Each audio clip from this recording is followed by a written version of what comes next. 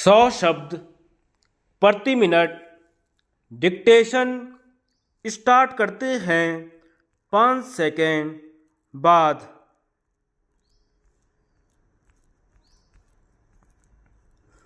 उपसभापति जी, मुझे इस बात की खुशी है कि जिन लोगों ने हमारे देश के स्वतंत्रता संग्राम में अपना जीवन अर्पित कर दिया, उनको उचित सम्मान इस अवसर पर दिया जा रहा है।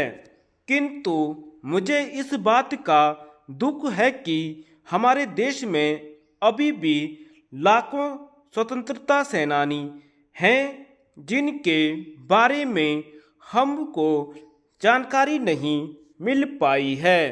मुझे इस बात का अफसोस है कि उन अमर सेनानियों के बारे में सरकार को पता नहीं है जिनके परिणाम स्वरूप हमको स्वतंत्रता मिली है। मुझे इस बात का ज्ञान है और मुझे इस बात का एहसास भी है कि स्वाधीन भारत में अनेक स्वाधीनता सेनानी होंगे जिन्होंने इस देश की सेवा की है।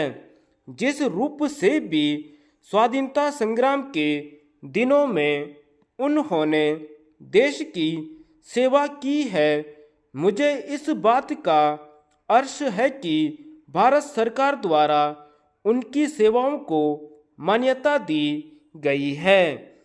मुझे इस बात की जानकारी नहीं है कि राज्य सरकारों द्वारा ऐसे देशभक्तों और महापुरुषों को किसी प्रकार की सहायता दी गई है या नहीं, जिससे कि उन्हें भी आभास हो सके कि उनकी सेवाओं की प्रतिष्ठा हुई है। लेकिन मुझे इस बात का फक्र है कि कई राज्यों में उनकी सेवाओं के फलस्वरूप उनको अनेक प्रकार की वित्तीय सुविधाएं मिली हैं।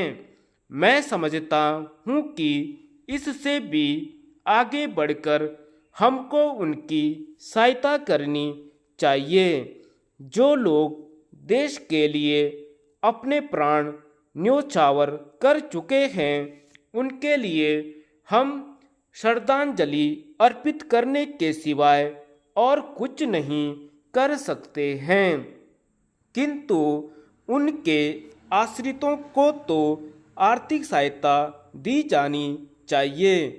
स्वतंत्रता संग्राम के सिपाही जो अभी भी जीवित हैं, उनको सरकार ने उदारतापूर्वक पेंशन देकर उनकी सहायता की है। मैं नहीं समझता हूँ कि इस प्रकार के बहुत से लोग होंगे जिनको अभी तक पेंशन नहीं मिल पाई होगी। मुझे इस बात की बड़ी खुशी है कि सरकार ने इस दिशा में पहल करके पेंशन योजना को उदार बना दिया है, ताकि पर्याप्त सबूत के अभाव में कोई स्वतंत्रता सेनानी पेंशन लेने से वंचित न रह जाए।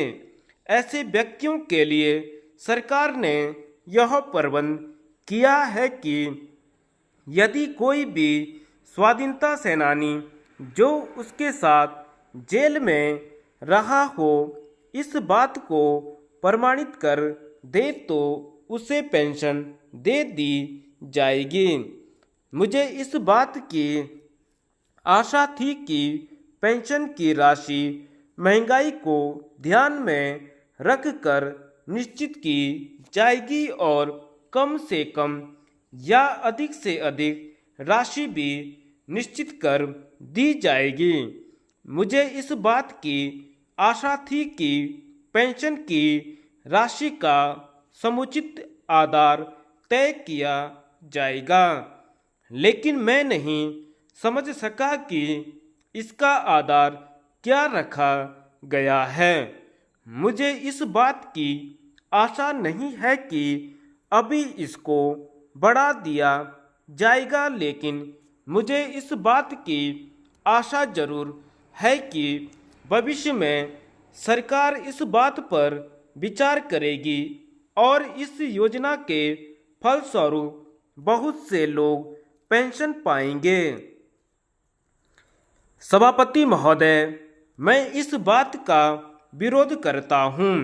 इसका मतलब यह नहीं है कि मैं देश की प्रगति में विश्वास नहीं करता हूँ। यहाँ पर बहुत से माननीय सदस्यों ने यह कहा कि वे देहात से आते हैं, लेकिन मैं यह देखता हूँ कि वे संसद में आकर देहात को भूल जाते हैं।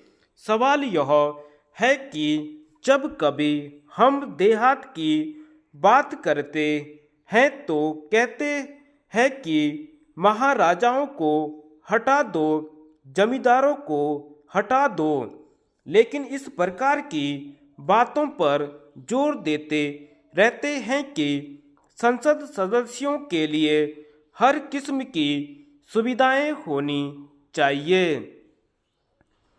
अध्यक्ष जी, कल आपके सामने यह भी सवाल उठाया गया था कि हमारे देश में अनाज की कमी है, इसलिए दूसरे मुल्कों से अनाज मंगाया जाना चाहिए। यह बड़े खेद की बात है कि कृषि प्रधान देश होते हुए भी हमें दूसरे देशों से अनाज मंगाना पड़े। मेरे विचार में यह बात सही नहीं है, इसलिए मैं इस प्रस्ताव का विरोध करना चाहता हूँ, क्योंकि मैं नहीं समझता हूँ कि इस देश में कोई ऐसे व्यक्ति हों जो बिना काम किए ही दूसरों की बराबरी कर सकें। यह ठीक है कि हमें कमज़ोर लोगों को प्रोत्साहन देना चाहिए, लेकिन प्रोत्साहन देने का मतलब यह नहीं है कि चतुर लोग गरीबों को दबा कर रखें। हमने संविधान में यह कहा है कि हर एक व्यक्ति को बराबरी का मौका दिया जाएगा। बराबरी का मतलब यह नहीं कि एक आदमी को दूसरे से 20 गुना वेतन मिले। बहुत से माननीय सदस्यों ने कहा कि विदेशों के लोग देश को आगे बढ़ाने के लिए बहुत प्रयत्न करते हैं, इसलिए हमको भी यह सोचना चाहिए कि हम देश को आगे बढ़ाने का प्रयत्न करें। कानून पास कर देने से कुछ होने वाला नहीं है। इससे आप इंसान को ईमानदार नहीं बना सकते हैं। मैं चाहता हूँ कि सोशल जस्टिस हो, तभी देश तरक्की कर सकेगा। देश को सफल बनाने के लिए पंचवर्षीय योजनाओं की आवश्यकता है और उनको सफल बनाने के लिए यह जरूरी है कि हमारी योजनाओं में मालिक और मजदूर दोनों का सहयोग हो। मेरा निवेदन यह है कि हमारे मुल्क की जो व्यवस्था है उसमें आज उसको यह प्रोत्साहन नहीं मिलता है, इसलिए देश का हित इसी में है कि हम आमदनी को बांध दें। आप देखेंगे कि तेल उद्योग प्राइवेट सेक्टर में है। हम कहते हैं कि प्राइवेट सेक्टर को भी उन्नत करना है, लेकिन उसका नतीजा क्या हो रहा है?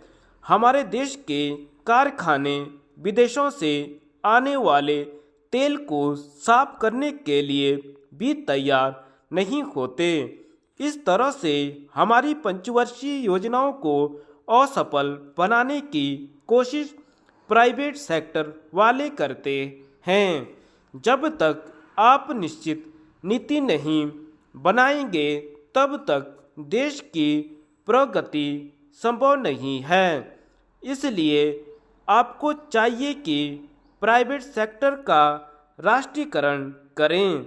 इससे बहुत बड़ी राशि देश के विकास के कार्यों पर लगाई जा सकती है और प्राइवेट सेक्टर की मुनाफाखोरी से पैदा होने वाला काला धन भी कम हो सकता है। धन्यवाद।